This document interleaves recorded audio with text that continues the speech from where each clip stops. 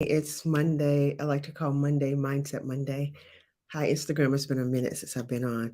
Today, I'm going to do my best to keep this short and sweet. I know you guys don't like long videos.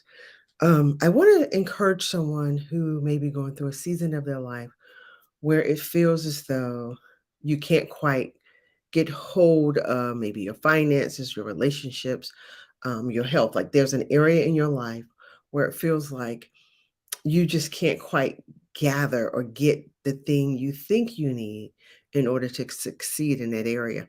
And I was recently having this conversation with a friend, and we talked about the manner season. So, like, there are times in your life when you would go through what I call the manner season. Manna is in the Bible when God provided just enough food from heaven for the Israelites, when he removed them from slavery, but was leading them to the promised land. And what God revealed to me in the conversation was many times when we are going through a time of lack, if we get really clear and still, we'll realize that God is providing enough for the day. And the truth of the matter is, we are supposed to live in the present moment, right? Learning to recognize that God provides in the present moment every single time. There aren't too many times where we can really look and see he doesn't provide. Now, that provision may not look the way you think it will look, but he provides in the present moment. So there are times in our lives when we have to go through a season of just enough for the day. And I recognize that when I was thinking back on when I studied the book of Joshua, when I was studying about how the Israelites was moved out of Egypt. Remember, these were slaves being offered a promised land of abundance. Imagine being a slave, mind, being used to being told what to do, how to do it, when to do it, where you're going to eat. And now you're being offered abundance. That means you have to manage it, you have to oversee it, you have to know what to do. Now, the truth of the matter is, being a slave, they really did have inside them what they needed to be able to manage a process because they have been doing the work all the time. However, oftentimes, many of us have inside of us every gift and talent we need to do the thing God has called us to do. I call the calling the promised land. But it is not the thing that we struggle with. It is not that we don't know how to do a process. It is our mindset. So during the wilderness years, when the trip was supposed to have been a matter of days and it ended up becoming 40 years, is because God could not get these people to shift their mindset. Imagine that God wants to shift your mindset in 9 days or in 7 days. But because of complaining and worrying and frustration and struggle, we don't recognize that all I need to do is to be grateful and thankful in this moment and today. That if I look really closely, I have all the food I need, I have all the clothes I need, I even have shelter today. Now, there may be some without it, but if you look deep enough, if if you're listening to this, it's possible that you have someplace to cover your head, right? Get clear and ask God, like, what is it you're training me for? First ask, what is the vision and promise that he's put inside of you? Who are the people he's calling you to? What is it that you are equipped already to do? Because the Israelites was already equipped for the promised land, but their mindsets would not shift.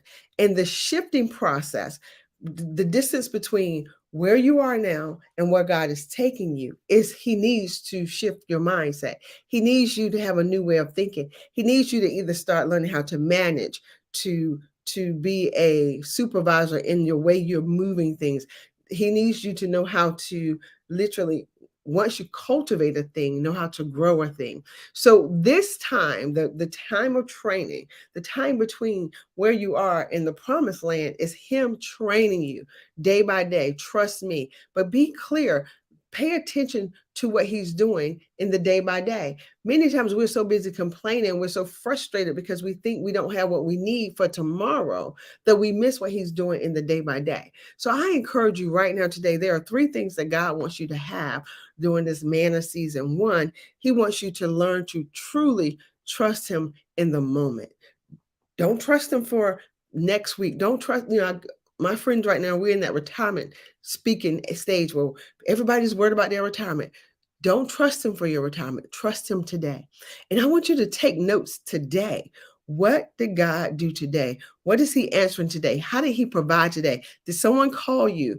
Look for the call that maybe you weren't expecting. Look for the opportunity that came about because it connects to the promised land. This is him preparing you for the promise because you have to know that he is your source, he's your provider, and that he provides every single day. Don't miss it by complaining. Don't miss it by saying what you don't have. That is how they missed it. Now, when I look back at that time in the Bible, the people who made it into the promised land, the generation of Joshua, they had never been slaves. All the people who had been slaves had to die off because they wouldn't change their mindset. I don't want you to have to die off. I want you to change your mindset. The second thing is just that.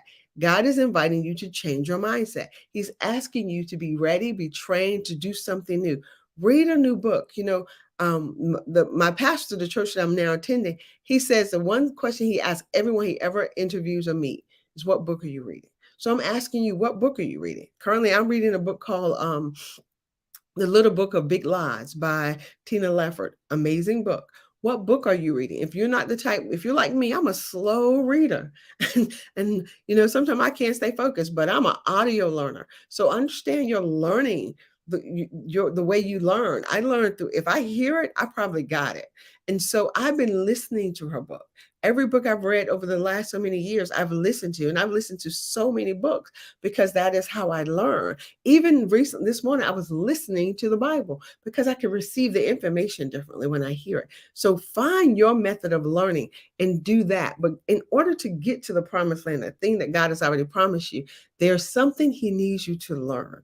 So don't get discouraged on this time. Get in his presence. One, trust him.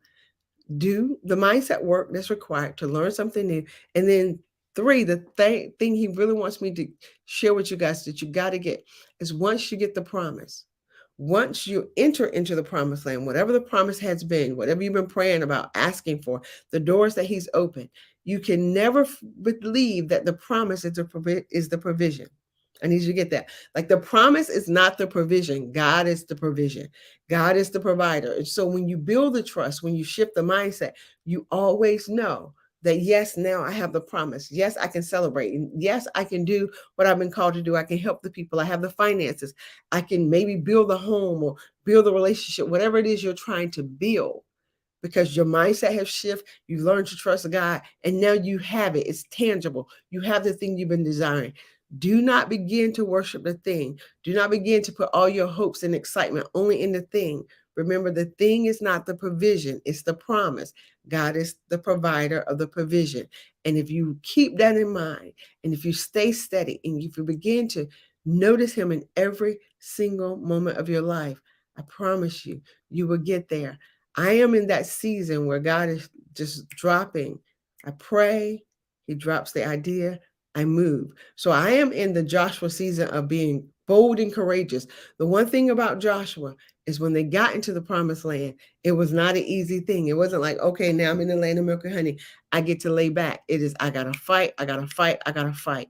And so I'm in that place where, okay, God drops the idea. My prayer is, God, help me to be bold and courageous. That means when the new opportunity come about, and there have been some amazing opportunities to come about, that I'm bold and courageous to say yes. And so maybe you're in that season, but if you haven't gotten there yet, I'm encouraging you to hang on, be steady, pay attention, trust God. He's asking you, he's training you to trust him so that when the provision comes, you're not putting your trust in the provision, but he needs you to change your mindset in order to get you to the provision. Listen, I hope you have a blessed day. I hope this has blessed somebody. If you are looking for someone to help you with that mindset shift work, reach out to me at berrythoughtfullife.com. Book a free discovery call. I would love to work with you. Talk to you soon. Bye-bye.